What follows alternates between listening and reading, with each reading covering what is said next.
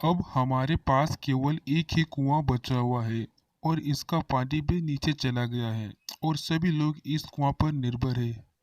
तुम दोनों चले जाओ यहाँ से, वरना मैं तुम दोनों को खा जाऊंगा। तुम्हें पता है ना, आज तक जो कोई व्यक्ति इस कुआं के पास आया है, वह वापस लौटकर कभी घर नहीं गया।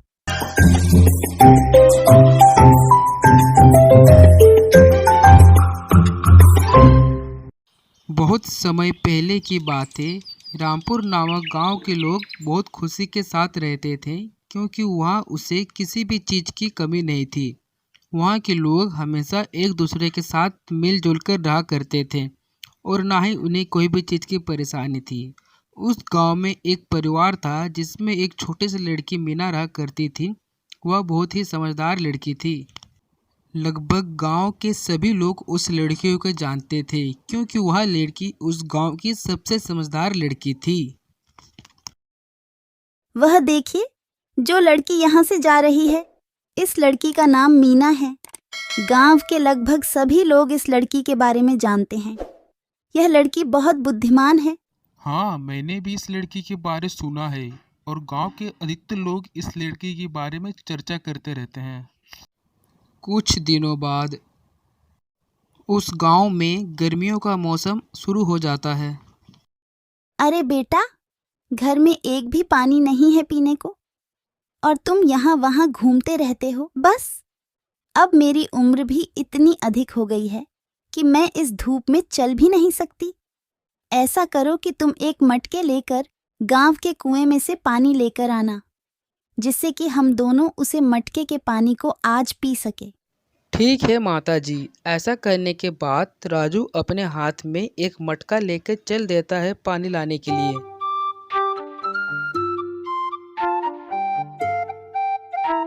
अरे रामू काका, क्या आपको पता है इस गांव के सारे चापाकलों में से पानी नहीं आ रहा है। ऐसे में क्या हाल होगा इस गांव का। हाँ बेटा, पता है मुझे, क्योंकि इन दिनों चापाकलों का जल स्तर एकदम नीचे चला जाता है, जिसके कारण पानी ऊपर नहीं आता है। इसलिए चापाकल से पानी नहीं आ रहे हैं। ऐसे में हम गांव वालों को क्या करना चाहिए रामू काका, अब आप ही बताइए। नहीं तो एक समय ऐसा आएगा इस गांव में सभी को पानी की कमी होगी।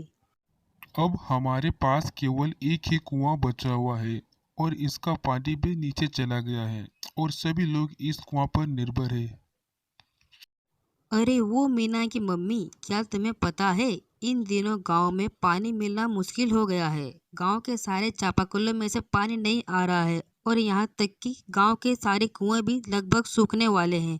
तो आप पानी कम से कम इस्तेमाल करें। ठीक है जी मीना के पापा, मैं ऐसा ही करूँगी। अब हम गांव वालों के पास केवल एक ही उपाय है। उस जंगल के भीतर जो जादुई कुआं है, वहीं पे हमें पानी मिल सकता है और उसके अलावा इस गांव में हमें कहीं भी पानी नहीं मिलेगा। परंतु वह कुआं कोई साधारण कुआं नहीं, बल्कि एक जादुई कुआं है। उन दोनों की बातों को वह छोटी लड़की मीना ध्यान से सुन रही होती है। गोलू, मैंने सुना है कि गांव के लोगों को पानी की कमी हो रही है। जितने भी सारे चापाकल थे गांव में, उनमें से अब पानी नहीं आ रहा है और कुएं भी लगभग सूख रहे हैं।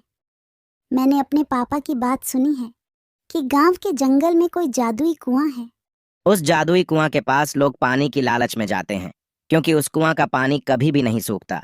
परंतु जो कोई भी उसके पास जाता है, वह कुआं उसे निगल देता है और वह कभी लौट कर नहीं आते। अगर ऐसा चलता रहा तो एक दिन इस गांव के सभी लोग प्यास की वजह से मर जाएंगे। गोलू, अब हमें इन गांव वालों की मदद करनी होगी, चाहे कुछ भी हो जाए।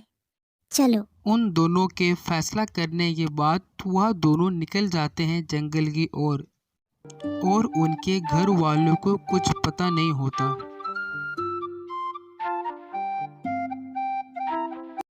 गांव पार होने के बाद वह दोनों जंगल के अंदर घुस जाते हैं और जंगल में अजीबोगरीब आवाजें सुनाई देने लगती हैं, परंतु वह दोनों डरते नहीं और चलते रहते हैं।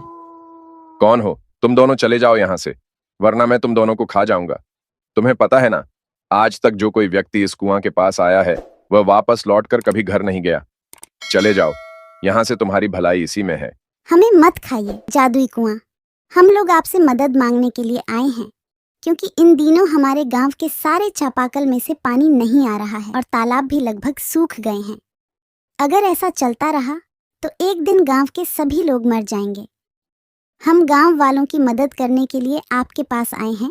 ए लड़की, मैं तुम्हारे साहस की दाद देता हूँ जो तुम बिना डरे इस कुएं के पास आए। अपने गांव वालों की सहायता करने के लिए ठीक, मैं तुम गांव वालों की सहायता अवश्य करूंगा। अब तुम अपने घर चले जाओ, अगली सुबह मैं तुम्हारे गांव में प्रकट हो जाऊंगा। अगली सुबह